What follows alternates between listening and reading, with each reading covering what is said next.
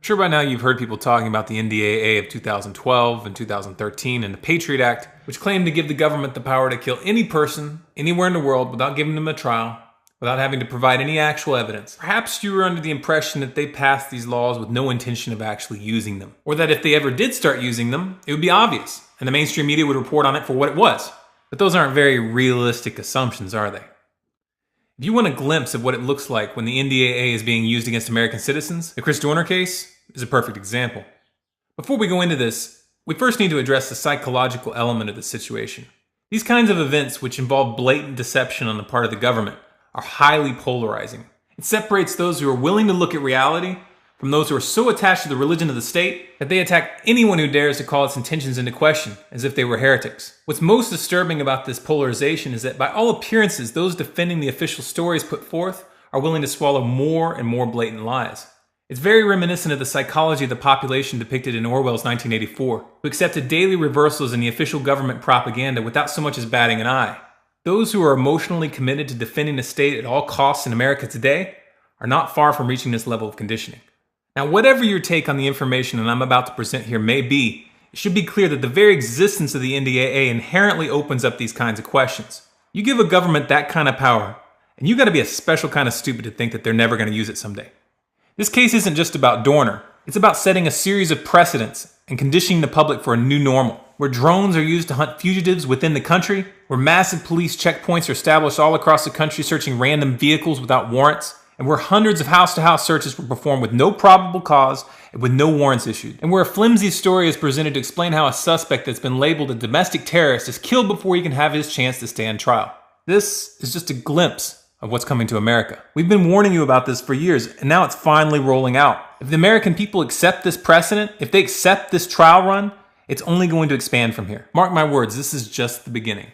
Now, the simple fact of the matter is that we will probably never know the full story of the Dorner case. There isn't going to be a legitimate investigation. The mainstream media isn't going to do any real journalism. Most importantly, Dorner isn't going to get to give his side of the story, because dead men tell no tales.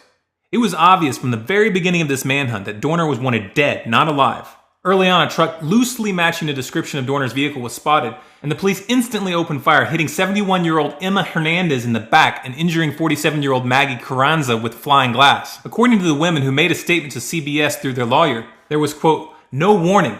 There were no orders, no commands, just gunshots. Think about this for a second. They opened fire without even taking time to verify that the occupant of the vehicle was a man. From that point on, it was clear to many of us that Dorner was never going to stand trial. Why is that exactly? Could it be that they didn't want him to tell his side of the story? Now, I'm sure you've all heard about this manifesto that Dorner supposedly wrote, and this is being presented to the public as the primary evidence of his guilt. But what real evidence do we have that he actually wrote it? How hard is it to type up a document and put it out in someone else's name? It's not that hard at all. But we're just supposed to take LAPD's word on this, even though the background story here is that Dorner had come forward exposing corruption inside of the LAPD. Could it possibly be that he was being set up? And these are obvious questions, but they're not being asked at all by the mainstream media. We are being fed an official line and we're supposed to just swallow without any question, even though the manifesto itself is completely absurd and contradictory. This guy is supposedly on a cop-killing rampage, and in the middle of his manifesto, he puts out a call for gun control? Seriously, guys, is this the best you can do?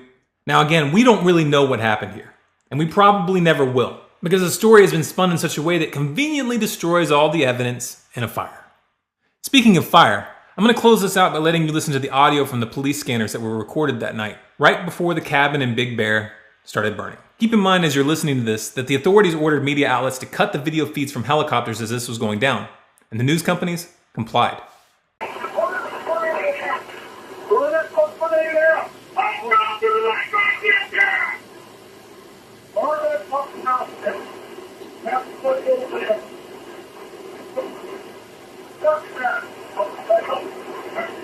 I don't know.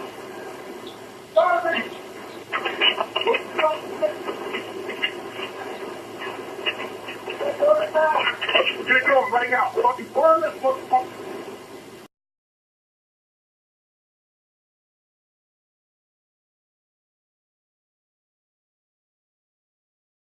For more videos like this, subscribe to Storm Clouds Gathering on YouTube. For updates, bonus content, and to influence future videos, follow us on Facebook at facebook.com/stormcloudsgathering. Our Twitter handle is Collapse Updates, and our website is stormcloudsgathering.com.